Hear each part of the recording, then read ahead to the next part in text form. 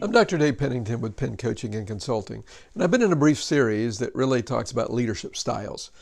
Often people have just one style, is whatever style they prefer.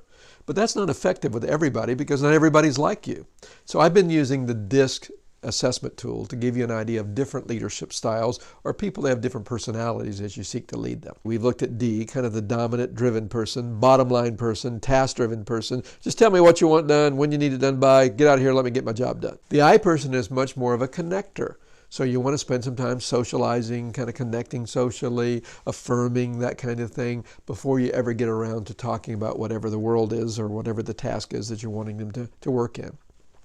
Then we talked about S. They're the stable, steady kind of people. They need a little bit longer ramp.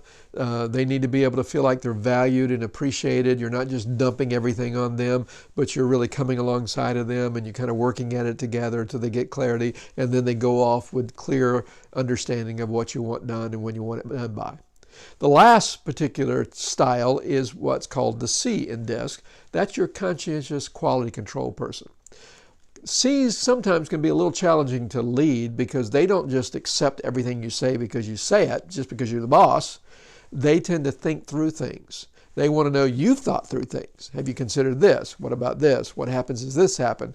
And they tend to be very thorough in their thinking. Sometimes it can come across as if they're not very cooperative, or they're kind of pushing back, or they're questioning what you want them to do. That's really not the case at all. It's just that they need to really process thoroughly before they can embrace something and before they're ready to do it. So if you push a C and you try to rush a C too much, what's going to happen is they're not really going to be on board. They'll do what you want them to do, but they're not going to really engage the way you want them engaged because you haven't given them time to process. They also need a lot of data. So if you can give them data and information and details and all of that, they love data. And that will help them to be able to embrace that job and look forward to that job and do that job well. So in short, all these different ways are different ways to lead people. You have to assess the people you're leading. Rather than making everybody sort of work around you as the leader, which is often the way we do it, you need to think about the person you're leading.